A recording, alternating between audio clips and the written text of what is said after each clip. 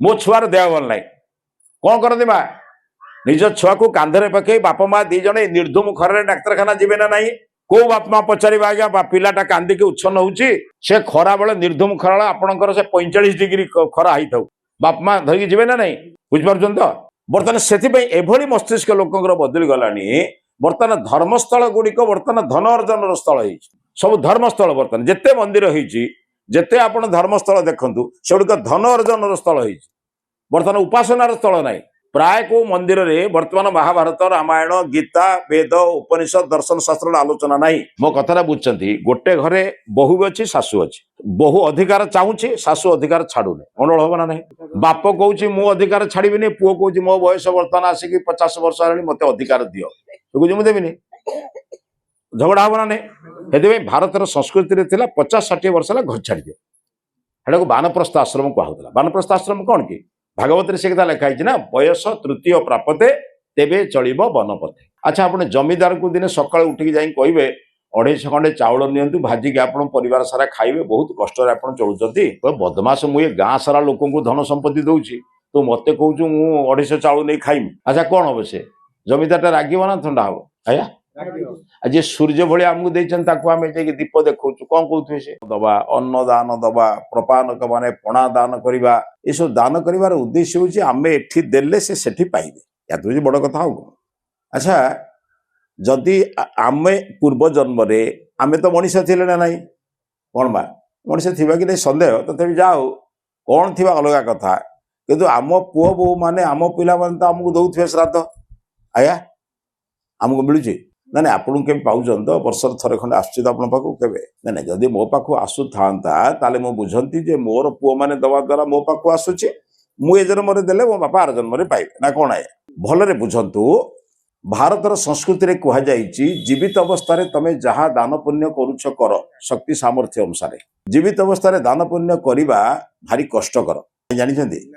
संसार जंजाल आप बुझे छोट पिला बेले बापा माँ अधीन आम रहू बापा माँ आमको जी देवे से दान कौटी कर आम तो निज खर्च पर कष्ट कर आम दान कर गृहस्थ जीवन में अनेक पैसा रोजगार कले भी आमको ताहा आवश्यकता पूरण करे ना आहरी आवश्यकता पड़े आपण बर्तमान जिते जे रोजगार करिसेंती सब रोजगार लोक बर्तमान पचारिबा आपण जति रोजगार कर संतुष्ट ना आउ रोजगार करने चाहते कहीं रोजगार कर आवश्यकता अच्छी तो रोजगार कर आवश्यकता पूरण होता पैसार आवश्यकता कौन से आवश्यकतार केबे अंत नहीं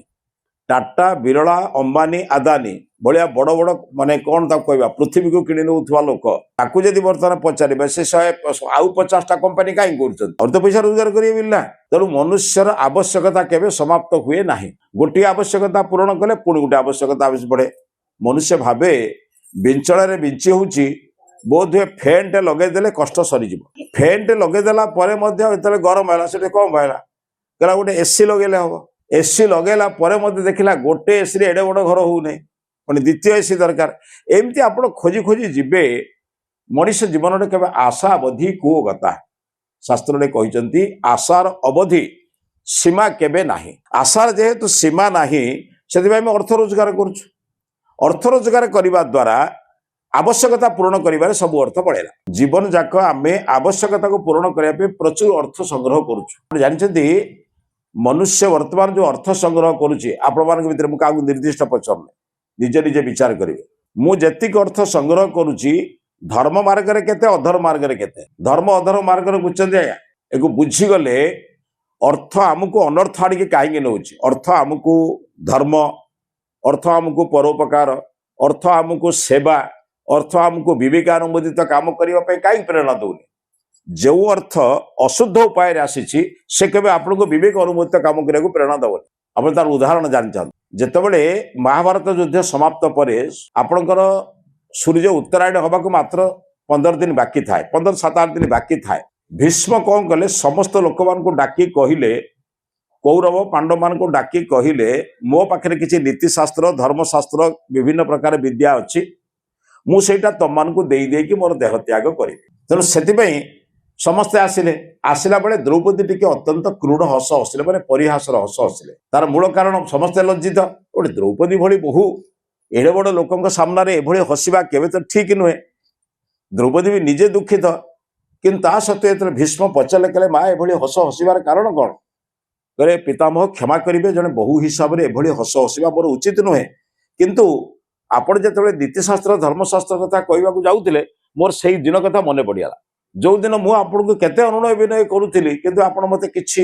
ମୋ କଥା ରଖିଲେ ନାହିଁ ବା ଅନୁରୋଧକୁ ରଖିଲେ ନାହିଁ ଯେ ଟିକେ ଦୁର୍ଯ୍ୟୋଧନ ଦୁଃଶାସନକୁ ଆପଣ କହିଦିଅନ୍ତୁ ସେ ମୋ ଦେହରୁ ବସ୍ତ୍ର ନ କାଢୁ ବୋଲି, କିନ୍ତୁ ଆପଣ ନ ଶୁଣିକି ତଳକୁ ମୁହଁ କଲେ। ସେଇ କଥା ମନେ ପଡ଼ିଲା। ମୁଁ ଯେଉଁ ଲୋକ ଅନ୍ୟାୟକୁ ସମର୍ଥନ କରେ ସେ କି ଭାଷଣ ଦେବ, ସେ କି ଉପଦେଶ ଦେବ, ଏଇଟା ମନେ ପଡ଼ିଗଲା ବୋଲି କହୁଛି କି କ୍ଷମା କରିବେ, ମୋର ଏଇଟା ଗୋଟେ ବହୁ ହିସାବରେ କରିବା ଉଚିତ ନୁହେଁ। ସଙ୍ଗେ ସଙ୍ଗେ ଭୀଷ୍ମ କହିଲେ ମା ତୁ ଯାହା କହୁଛୁ 100% ସତ୍ୟ। ସେତେବେଳେ ଧୃତରାଷ୍ଟ୍ରର ଦୁର୍ଯ୍ୟୋଧନର ଅଶୁଦ୍ଧ ଅନ୍ନ ଖାଇ ମୋ ଦେହରେ ଅଶୁଦ୍ଧ ରକ୍ତ ପ୍ରବାହିତ ହେଉଥିଲା। ତେଣୁ ଧର୍ମକୁ ସମର୍ଥନ କରିବା,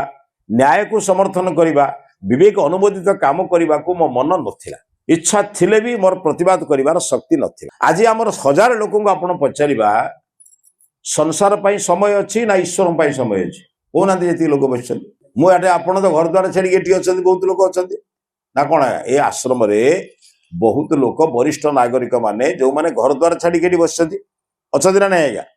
ଆପଣଙ୍କୁ ବର୍ତ୍ତମାନ କହିବି କୌଣସି ମନ୍ଦିରରେ ଯିବା, ମାସେ ଆମେ ବର୍ତ୍ତମାନ ବସି ଈଶ୍ୱରଙ୍କର ଉପାସନା କରିବା। ମୋ କଥାଟା ବୁଝନ୍ତୁ।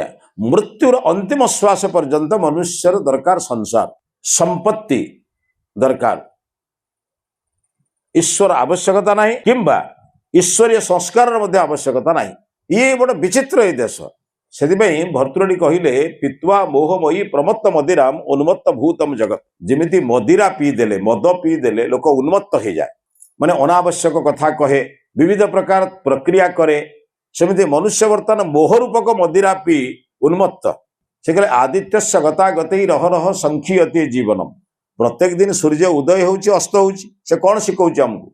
ଗୋଟିଏ ଦିନ ତ ଜୀବନରୁ ଗଲା। ଆପଣ ବୁଝୁଛନ୍ତି?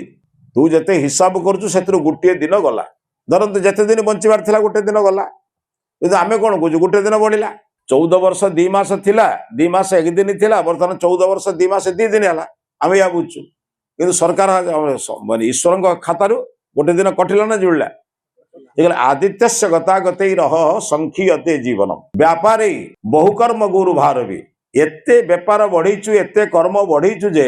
କାଳୋପି ନ ଜ୍ଞାୟତେ। କେତେବେଳେ କାଳ ଯାଉଛି ମତେ ମନେ ପଡୁନି। ଯଦି ଲୋକଙ୍କୁ ପଚାରିବ ଆରେ ଭାଇ ରାତି 10ଟା ହେଲାଣି, ସେତେବେଳେ ମନେ ପଡୁଛି 10ଟା ହେଲାଣି, ମତେ ଗୋଟେ ଖାଇବାକୁ ପଡିବ। କଥାଟା ବୁଝୁଛନ୍ତି ତ? ଖାଦ୍ୟ ବି ଗୌଣ, ବସ୍ତ୍ର ବି ଗୌଣ, ସଂସାର ବି ଗୌଣ, ଅର୍ଥ ପ୍ରାଧାନ୍ୟ। ଲୋକ ଶରୀରକୁ କଷ୍ଟ ଦେଇ ଅର୍ଥ ଉପାର୍ଜନ କରୁଛି ନା ନାହିଁ? ଆମକୁ କୁହାଯାଉଥିଲା ଶରୀରମ୍ ବା ପାତୟେୟମ୍ ଧର୍ମମ୍ ବା ସାଧୟେୟମ୍। ଦରକାର ପଡ଼ିଲେ ଶରୀରକୁ କଷ୍ଟ ଦେଇ ଧର୍ମ ଅର୍ଜନ କରିବା, କିନ୍ତୁ ଶରୀରକୁ କଷ୍ଟ ଦେଇ ବର୍ତ୍ତମାନ ଲୋକେ କ'ଣ ଅର୍ଜନ କରୁଛନ୍ତି?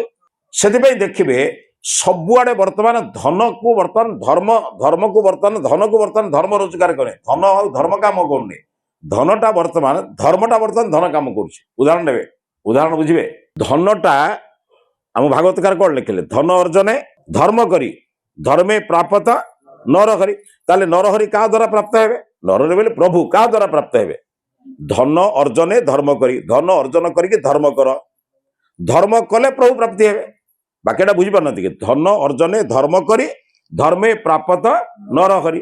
ଆଗେ ଧନଟା ରୋଜଗାର କରିବା କ'ଣ ପାଇଁ? କିନ୍ତୁ ଆମେ ବର୍ତ୍ତମାନ ଯେତିକି ଲାଞ୍ଚ, ମିଛ, ଠକାମି, ବଦମାସି, ଚୋରି, ବଦମାସି, ଚାଉଳରେ ଗୁଣି ମିଶେଇବା, ତେଲରେ ମୋବିଲ ମିଶେଇବା, ମିଛ ସତ କହିକି ପଇସା ରୋଜଗାର କରୁଛେ, ଧର୍ମ ରୋଜଗାର କରୁଛେ ନା ଅଧର୍ମ ରୋଜଗାର କରୁଛେ? ତାହେଲେ ଈଶ୍ୱର ଆମଠାରୁ ଦୂରେଇ ଯିବେ ନା ନିକଟ ହେବେ? ବୁଝୁଛନ୍ତି? ବର୍ତ୍ତମାନ ସେଥିପାଇଁ ଏଭଳି ମସ୍ତିଷ୍କ ଲୋକଙ୍କର ବଦଳି ଗଲାଣି। ବର୍ତ୍ତମାନ ଧର୍ମସ୍ଥଳ ଗୁଡ଼ିକ ବର୍ତ୍ତମାନ ଧନ ଅର୍ଜନର ସ୍ଥଳ ହେଇଛି। ସବୁ ଧର୍ମସ୍ଥଳ ବର୍ତ୍ତମାନ ଯେତେ ମନ୍ଦିର ହେଇଛି, ଯେତେ ଆପଣ ଧର୍ମସ୍ଥଳ ଦେଖନ୍ତୁ, ସେଗୁଡ଼ିକ ଧନ ଅର୍ଜନର ସ୍ଥଳ ହେଇଛି। ବର୍ତ୍ତମାନ ଉପାସନାର ସ୍ଥଳ ନାହିଁ। ପ୍ରାୟ କୋଉ ମନ୍ଦିରରେ ବର୍ତ୍ତମାନ ମହାଭାରତ, ରାମାୟଣ, ଗୀତା, ବେଦ, ଉପନିଷଦ, ଦର୍ଶନ ଶାସ୍ତ୍ରର ଆଲୋଚନା ନାହିଁ। ଯଦି ସେଠି ଆଲୋଚନା ହଉଥାନ୍ତା ତାହେଲେ ଗାଁର ଅଧିକ ଲୋକ ଯାଇ ଜାଣନ୍ତେ ଧର୍ମ କ'ଣ, ଅଧର୍ମ କ'ଣ, କର୍ତ୍ତବ୍ୟ କ'ଣ, ଅକର୍ତ୍ତବ୍ୟ କ'ଣ, କେଉଁଠିକି ଯିବା, କ'ଣ କରିବା, କ'ଣ ଉଚିତ। ବୁଝୁଛନ୍ତି? ସେ କଥା ଅଛି କୋଉଠି? ଆଜ୍ଞା ହିନ୍ଦୁମାନଙ୍କର ପତନ କଳ୍ପନା କରିପାରିବେନି ଆଜ୍ଞା। ଆପଣମାନଙ୍କୁ ଏ ଦୁଃଖ ସମୟରେ କହିବାକୁ ପଡୁଛି ଆପଣମାନଙ୍କୁ। କ'ଣ ହେଲା ଆଜ୍ଞା? ତାଙ୍କ ମସଜିଦରେ ସେ ଯେତେବେଳେ ପଢନ୍ତି, ମାନେ କ'ଣ ତାକୁ କୁହନ୍ତି, ତାଙ୍କର ଯୋଉ ନମାଜ, ତାକୁ ଆଜାନ ବୋଲି କହନ୍ତି, ଆଜାନ ଶବ୍ଦଟା ଅଛି, କୁହନ୍ତି ନମାଜ ବୋଲି ପଢନ୍ତି। ସେ ନମାଜଟାକୁ ଦେଖିଛନ୍ତି କେତେବେଳେ ସମସ୍ତଙ୍କ ସ୍ୱର ସମାନ? ଆଜ୍ଞା ମାନେ ଗୋଟେ ସ୍ୱରରେ 10ଟା ମସଜିଦରେ ଶୁଣିଛନ୍ତି କେବେ? ପ୍ରତି ମସଜିଦରେ ଅଲଗା ଅଲଗା ଲୋକ ପଢନ୍ତି। ଧରନ୍ତୁ ରଣପୁର ମସଜିଦରେ ଅଲଗା ପଢୁଥିବେ, ଗୋପାଳପୁର ମସଜିଦରେ ଅଲଗା ପଢୁଥିବେ। ରଣପୁରରେ ଯଦି ବି 10ଟା ମସଜିଦ ଥିବ ताले 10टा मस्जिद रे 10टा मौलाना पढ़ुथिबे कोन आज्ञा आपण सुनिछथि ना बड़ बड़ सहर मानकरे आया किंतु एबे जानिछथि हिंदू मानकर पतन कोन जदि रणपुर सहर रे 10टा मंदिर अछि समस्तंकर बाजा समान काई कहंतनी वर्तमान मनीष बाजा बजौली वर्तमान जंत्र बाजा बजाଉଛି स्विच मार दे आपे बजୁଛି कोन बुझछन तो हमहु समय नै मंदिर को जिया पई दुकान करिया को समय अछि पैसा रोजगार करिया समय अछि परियापत्र विकिया को समय अछि व्यवसाय करिया को समय अछि भगवान को धन जिया पई समय नै केते बेले जीवो हमर जो दिन काम अछि को दिन से कार्तिक पूर्णिमा दिन नले से जन्माष्टमी दिन नले से अशोकाष्टमी दिन बा से दिन जो भगवान टी देख दो हमर काम से लागला तो संध्या बेले मंदिर रे जाई बसिक टिके प्रार्थना करिया समय अछि ताले हमर कोउटा बड़ धन बड़ ना ज्ञान बड़ आया जोटा बड़ सेटा फल मिलिबो असुविधा कोन आ से मिलुची त धन वर्तमान प्रचुर मिलुची किछि असुविधा नै ज्ञान मिलले त किछना खर्च करिवो धन मिलिछि बिल त अवस्था मान करे एया आ कोन पो बो तांगर अमेरिका रे बुढ़ा बुढ़ी दिना मरछथि आ कम सुविधा आ तांगर ज्ञान अधिक बढ़िया मिलुछि अमेरिका पळिले ना मो कथा न बुझछथि से बुझिले कि मो बापा माँ मत छाड़ी दे अनाथ आश्रम से पढ़ी कि बम्बे कौन बुझन तो मो बापा बम्बे चाकरी करते आमे पिला जन्म हेलु बोली बम्बे चाकरी छाड़ी भद्रक पड़े कि बालेश्वर पड़े कि भुवनेश्वर पड़े कहीं ना पिला तैयारी कर किए आम एडे योग्य पुओ हेलु आम जो बड़ हो पुओ बो धरिकी बहुत कलु से बापा को कहलु आम पाखु आस ना तुम तर मल गला आम चिंता करा अच्छा बापा से जामी चलो तुम जानी जो मानस जाकि अमेरिका इंग्लैंड रे रोचंती से दुख आपण बुझिना से भाषा बुझी परिबेनी से लोक सहित संपर्क नाही से घरे बंदी हवा जहा जेल जीवन जहा सेठी पुओ पाखा रहिबा से कोन बुझछन त आता मेरे उभय चाकरी करछन का समय नहीं कहा पाखर बसबे ये जो अवस्था वर्तमान है कहीं केवल धन प्राधान्य धन पाई दरकार पड़े स्त्री स्वामी पुत्र कन्या भाई बंधु कुटुंब बापा माँ समस्त को मुझे काटिबी किंतु धन को काटी परिबी नाही आई से हूँ ना बुझछंती जड़े लोक मत कहला मु भगवान को किसी पैसा दिए लोक मंदिर जाए क्या दौरान दक्षिणा ये जो किसी 10 50 पकाउछन 100 पकाउछन 10 पकाउछन 10 ठारू आरंभ करी 10,000 पर्यंत पकाउछन क्या दौरान मु पचार चाहे लोके क्या दौरान भगवान दौरान अच्छा मत मुंड टे खटे कहबे जो पूरा छाई बस एत असुविधा किए क्या दिए अभावी लोक दि जाए ना जार प्रचुर धन अच्छे दि जाए अच्छा आप जमीदार को दिन सका उठिक जाए कहे 250 खंडे चाउल नियंतु भाजिक आप परिवार सारा खाइबे बहुत कष्ट चलुच्च बदमाश मुझे गाँ सारा लोक धन संपत्ति दौची तो मत कहूँ मु 250 चाउल नहीं खाइमी अच्छा कौन हम से जमीदार रागिब ना ठंडा हम आया आज सूर्य भाई आमको देते दीप देखा कौन कहते से सूर्य तैयारी कर कौन तो मुंडर किसी बुद्धि बुद्धि गला ना कौन मत किए दीप तो देखा मो कथा बुझन तो आम ईश्वर को कौन दबा ये बुझी ना आम देवा चलचे ईश्वर को दौरान क्या दौरान परीक्षा करेंगे आया परीक्षा करिए हाँ ये जान तो गला से परीक्षा करदे पृथ्वी बदल जाए थे आपड़ गोटे अचल 500 टंका दक्षिणा थाली पकई दियो ठाकुर विरक्त हे ना किए विरक्त हे देखिए आया तुम कह मु ठाकुर देली तुम कौन असुविधा है मत ठाकुर कष्ट देले मत ठाकुर पाप देवे मत ठाकुर दंड देवे देवे देवे तुम कहीं विरक्त होच किए नौ बुझीगला कथा तेणु आम कथा बुझीपर तो एटा सरल कथा बुझे कौन असुविधा ए बुझे मोर एक कह कारण अच्छे कहीं लोके धन एत प्रबल हो लोक बुझुची बोधे मु 5,000 टंकार चोरी कले 100 टंकार भोग देदेले मोर 4,900 टंकाटा व्हाइट धन है 5,000 टंकार लांच आनी से 100 टंकार भोग मु ठाकुर पाखे करदेवी आउ रहा बाकी के 4,900 4,900 टा मोर बर्तमान व्हाइट मनी होगा कारण ठाकुर 100 टंका खाईदे खाया पर मत पापर मुक्त करदे कम से लगे मनीषर विचार केमी देखो आप चिंतन करूँ एथिपाई से धर्म पाई धन अर्जन करने धर्म को डरुनी जदि डरंता पाप धन अर्जन कले परमात्मा केबे काहा को क्षमा करि नाहंते मते क्षमा करिवे नाही से काम करिया पूर्व 100 थर चिंता करन आम बही मानकर तो लिखा गला जे दु दिन रे काम करछु कर गंगा गाधे पड़ले पाप मुक्त मु अनेक समय कही मु दिन बस रे जाउथाए मु बहुत प्रवचन कही मो बस रे जाउथाए गोटे नाइट एक्सप्रेस रे गोटे ड्राइवर गोटे गीत लगेला मोर पाप करने को भय नहीं माँ तारिणी अच्छा साहा हुई गीत बाजे मु ठीक गली से ड्राइवर पचारि मुझे किए लिखी से मत से खोलटा देखला से खोल पर नंबर अच्छे मत पचारि मुझे लिखी लोक कहीं पापी करुच मोर पाप करने को भय नहीं माँ तारिणी अच्छा साहा हुई बापा माँ को मारी कार हईराण करी तारिणी पाख नड़िया पठेदेन पा ना कौन है लोक तो बुझला आपण ये सब विचार को मनीष जो न कर से 1000 धर्म कले कौन हम आज्ञा धर्मटा कौन बुझन तो एति बुझीगले आप बुझे कौन धर्म बुझंतु निजे खाइबा कर्म दरिद्र को खुआइबा बुझती निजे खाइबा कर्म मु न खाइले बंचेबी केमती मु खाऊची माँ कौन सेटा मोर कर्म ଯେତେବେଳେ ଏଇ ଖାଇବାଟା ମୁଁ ଅନ୍ୟ ଜଣଙ୍କୁ ଖୁଆଉଛି ସେତେବେଳେ କଣ ହଉଛି ଜଣେ ଶିକ୍ଷକ ନିଜେ ପଢୁଛି ସେଟା ତାର କର୍ମ ନ ପଢିଲେ କେମିତି ପାଠ ପଢେଇବ ଯେତେବେଳେ ଛୁଆଙ୍କୁ ପଢଉଛି ସେଟା ଶିକ୍ଷକର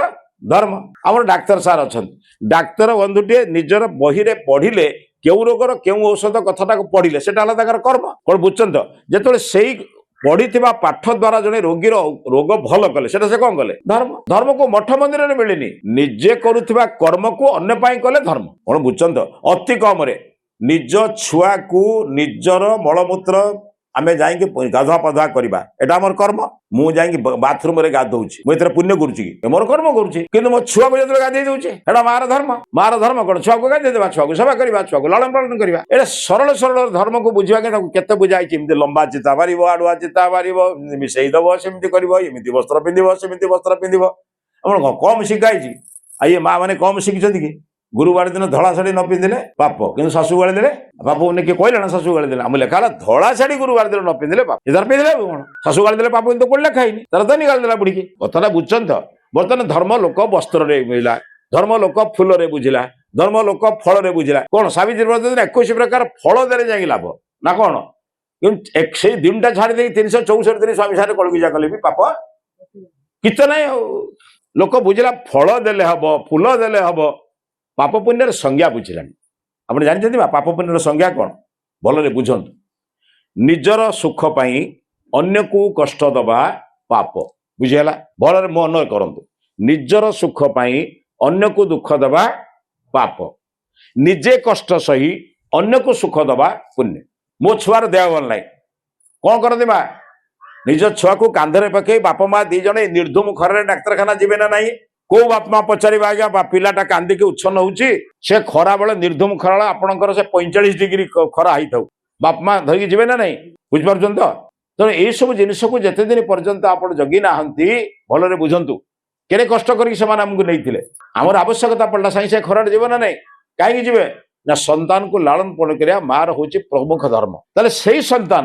ଯେତେବେଳେ ବାପା ମା ବୁଢା ହେଇଯିବେ ସେତେବେଳେ ସେ କଣ ହେଲେ ବାଳକ ବାଳିକା ଭଳିଆ ହେଲେ କୁହନ୍ତି ନା ବାଳକ ବୃଦ୍ଧ ସମାନ ସେଇ ସମୟରେ ଯଦି ଆମେ ଚେଷ୍ଟା କରିବା ମୋ ବାପା ମା ଯେମିତି ମୋ ପାଇଁ କାମ କରିଥିଲେ ମୁଁ ସେମାନଙ୍କ ପାଇଁ କାମ କରିବି ଏହା ହିଁ ଧର୍ମ ଆମ ଶାସ୍ତ୍ରରେ ମରିଗଲା ପରେ କିଛି କାମ କରିବା କଥା ଲେଖା ହେଇନି ମରିଗଲା ପରେ ଯାହା କରିବେ ସେଟା ତମର ପ୍ରଶଂସା ନା ବାପାର ପ୍ରଶଂସା ବୁଝୁଛନ୍ତି ଆଉ କଣ ତା ପୁଅ ଏମିତି ଖାଇବାକୁ ଦେଇଥିଲା କହିବ ନା ସିଏ ଖାଇବାକୁ ଦେଇଥିଲା ବାପନା ପଡିବ କଣ ରାଜକିଶୋର ସାହୁର ପୁଅ ଦେଇଥିଲା କି ଗୋପାଳର ପୁଅ ଦେଇଥିଲା କି ରାମର ପୁଅ ଦେଇଥିଲା ରାମ ଦେଇଥିଲେ ବୋଲି କିଏ କହିବ ନା ସେଥିପାଇଁ ପୁଅ ମାନେ ବଢିଆ ନା ବର୍ତ୍ତମାନ ବାପକୁ ଦିନେ ଅଙ୍ଗୁର ଦେଇଥିବେନି କିନ୍ତୁ ମଲା ପରେ କୋଟିଏ ଆଉ ଲକ୍ଷେ ଲୋକଙ୍କୁ ଡାକି ଖାଇବା ପିଇବାକୁ ଦେଇ କଥା କରି ଫଟୋ ଉଠେଇ କମ କଥା କରୁଛନ୍ତି କାହିଁକି କରୁଛନ୍ତି ତାଙ୍କର ପ୍ରଶଂସା ହବ କିନ୍ତୁ ସେ ବାପକୁ ଦିନେ ଯଦି ବଞ୍ଚିଥିବା ପଚାରୁଥିଲେ ତ ପୁଅ ବୋହୁ କେବେ ବଞ୍ଚିଥିଲା ବେଳେ ଆସିଛନ୍ତି ନା ଆମର ଗୋଟେ ବଡ କଥା କଣ ଭାବୁଛନ୍ତି ନା ଆମେ ଏସବୁ କାମ କଲାବେଳେ ଭଗବାନ ଜାଣୁନାହାନ୍ତି ଯଦି ବା ଜାଣୁଥିବେ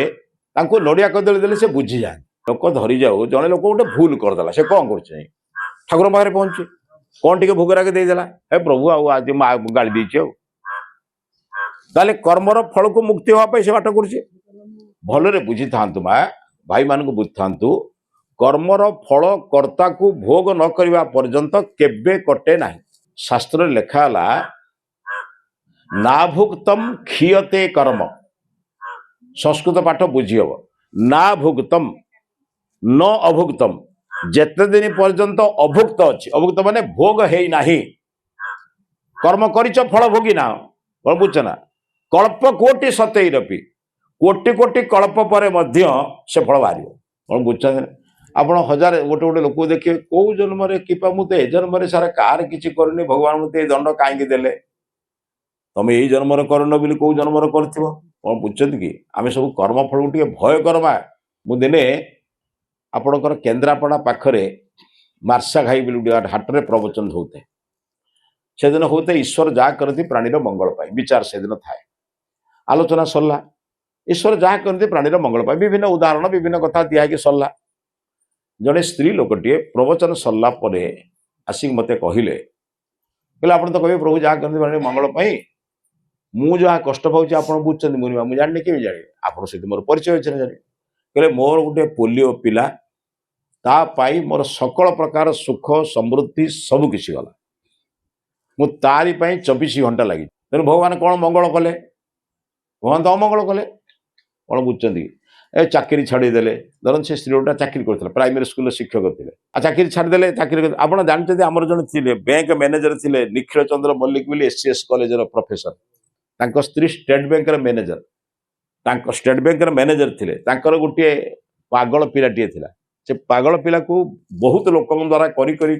बाटे जो नहला से निजे स्टेट बैंक मैनेजर चाकरी छाड़ी से पुओ पाई विरल उदाहरण आज्ञा मुझे देखी मल्लिक भद्रक लोक से पूरी पूरी एसएस कॉलेज से प्रोफेसर स्त्री होती पूरी main branch manager state bank main branch manager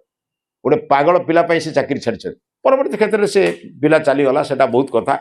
अरे कर्मर फल केत भोग कर मुझे माँ कहली मुझे आप कौन चाहते ना कौन भगवान मोर मंगल कले मुझे बथटा ऑपरेशन करवा मंगल ना अमंगल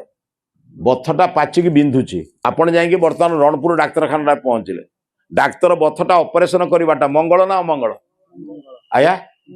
मंगल बेले जो बथा हम डाक्तर 14 पुरुष गाड़ी दब ना नहीं एटा मनीष ना मनीष राक्षस मत एमती बथटा को चिपी दौर मत जो कष्ट हो प्राण काटला भाया हूँ कौन आज्ञा से समय रोगी कौन करू डाक्तर को आशीर्वाद दौथ ना गाड़ी दौथ आज्ञा डाक्तर से हसे ना मन दुख कै हसब कहीं हसब अरे एटा मोर कर्तव्य कौन बुझ कि भिलियन को जदि जोता खोपड़ा है से भल रूल करुच्ची ना खराब करुच्ची हाँ ठीक भल रूल कर जोता खोपड़ा है जदि से खराब रूल करता कहीं ता रूल टाक से ठीक कर ना कौन कहते बुझ कि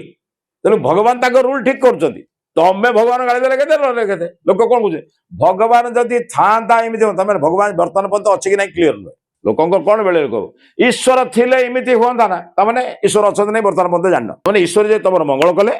अच्छा जदि ईश्वर तुमको दंड देले से ना एम को बापा सेवा करेंगे ये व्यवसायी बेपारी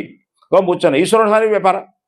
ईश्वर जदि पास कले नड़िया मानसिक करमी जदि फेल कले ओ किए नड़िया दब आज्ञा बर भगवान दीपद गाड़ी देवे ना कथा ये जो व्यवस्था कहीं कथा हूँ लोके भगवान संपर्क में धर्म संपर्क में ज्ञान ना ईश्वर बुझे देखो से माँ को मुझे कहली माँ बथ ऑपरेशन कले जो कष्ट हुए ये कष्ट को स्वीकार करवाटा आनंदर परिचय ना कर्मफल प्राप्ति हबार माने दुखर परिचय से कहले ना सहीगले बहुत सुख हम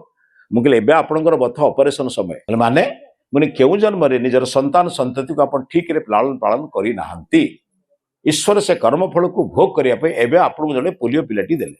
आप कौन करेंगे से पोलियो पिलाटी को एपरी सेवा करी तैयारी करंतु डाक्तर करंतु इंजीनियर करंतु जो पाठ पढ़ा तार योग्य पिला बहुत एमती विकलांग पिला अच्छी दिव्यांग पिला अच्छा आज्ञा से बड़ बड़ चाकरी कर जानते मध्य प्रदेश जड़े कलेक्टर आप लक्ष्य कर ना सेमती पोलियो रोगी सी मजिस्ट्रेट जड़े माने तले हाथ देकी चलती किंतु कलेक्टर से अच्छा अच्छा अफसर मान पचे पचे चली था कि सी हाथ देकी तले चलो कहे सार बसंत आम नहीं जी कौन जो आप व्हील चेयर रे ना मु स्वयं जीवी जड़े आईएएस परीक्षा पास कर छोटिया कथा नुहे दिव्यांग गोड़ खराब हो किए कहला जदि मुझे कहली माँ तुम जब प्रकृत कर्मफल को विश्वास करूँ निजर संतान को एपरी सेवा कर तैयारी कर जमी से भविष्य जड़े आदर्श छात्र हो बाहर से आदर्श डाक्तर हो आदर्श इंजीनियर हो जहाँ हो गोटे अत्यंत आदर्श पिला बाहर किए कहले हेनी कौन बुझे ना आम खाली भाग्य को निंदा कर पलि आस कहीं हेनी मो शब्दरा बुझंतु दुनिया आपण पिलाटी बेले केबे वृद्धाश्रम थिला पचार आज्ञा ये माँ मैंने बस बापा मैंने बस आपण पिलाटी बेले वृद्धाश्रम थिला आज्ञा बर्तमान मंदिर संख्या जी बढ़ुची वृद्धाश्रम संख्या से बढ़ुची कौन बुझे ना ठाकुर पादुका जी बढ़ुची मद दुकान डबल हो कहीं तार मूल कारण कौन धर्म सहित यार कि संपर्क नहीं धर्म धर्म जगार हो लोके अधर्म काम कर धर्मर शब्द को संज्ञा बुझीना ईश्वर संज्ञा बुझीना मोर अनुरोध आपण मानक जीवन में समकल प्रकार सुख निजर पिता माता गुरुजन मान सेवार अच्छी जो मैंने से कम करती नहीं कौन सी पुत्र पुत्र बोध के भल रही मु परीक्षा कर देखी जाए थरे मत से जो ये गोटे वृद्धाश्रम को जड़े लोक डाक नहीं गले आ गोटे वृद्धाश्रम उदाहरण दूसरी ना कहूनी कारण आप बहुत परिचय अच्छी कार कौट परिचय थी मु गला बेलू तार पुओ आसी बम्बे बहु आसनी पुओ बम्बे आसी बम्बे आसी पुओ माँ को देखा करने वृद्धाश्रम को आसी किंतु जेहेतु गोटे प्रवचन चलुची से आ सर्वसम्मुखें देखा कर पारना तेणु से दूर में बस मु जानी मत शेष कहला सी मुझे गोटे माँ माटे कथा हूँ गोटे माँ पांच प्रकार पिला को पांचटा पिला को निजर कौन खाइब किपरि खाइब केतବେଳେ खाइब कौन सब कथा बुद्धि ना नहीं आया गोटे माँ जो माटीर दी भाई तीन भौणी कि तीन भौणी तीन भाई दी भाई अच्छा तीन भौणी दी भाई पांचटा पिला को किमिति खाइबा को दब कौन बुझेइब करि पारे ना नहीं माँ ना करि नाहंती कि पांचटा पुओ गोटे माँ को पुषि पारंती ना कौन बुझछन तो गोटे माँ गर्भर पांचटा पिला जन्म हेले पांचटा को माँ निजर पुत्र कन्या भाया अत्यंत लालन पालन कला काहारी प्रति एबे विद्वेष भाव नहीं काहारी प्रति वैमनस्य नहीं काहारी प्रति कौन खराब नहीं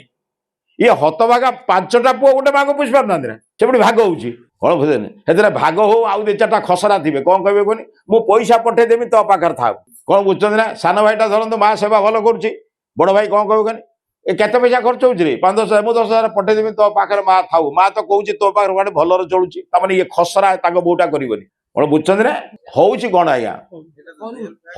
रियल कथा नुहे आपण माने संपत्ति थिबा पूर्व आपण दवार व्यवस्था कर मो कथा बुझंतु किछि ना आज्ञा मोर आज भगवान ये सब आवश्यकता पड़तानी किंतु आमर नियम बर्तमान मानु न आप नियम कौन जानते 50 वर्ष पर हेले घर छाड़देवा कथा कि आप घर छाड़ना तेणु बद होकर दोष कौन कम कि माने मत मिसे आप मुझे छाड़ बोली भाव मो कथा बुझे गोटे घरे बहु भी अच्छी शाशु अच्छी बहु अधिकार चाहूँगी शाशु अधिकार छाड़ूनी गंडोल हम ना नहीं बाप कहूँ मु अधिकार छाड़बी पुओ कहूँ मो बयस बर्तमान आसिक 50 वर्ष है मत अधिकार दियो तो मुझे देवी झगड़ा हम ना नहीं से भारतर संस्कृति 50-60 वर्ष है घर छाड़ी दियो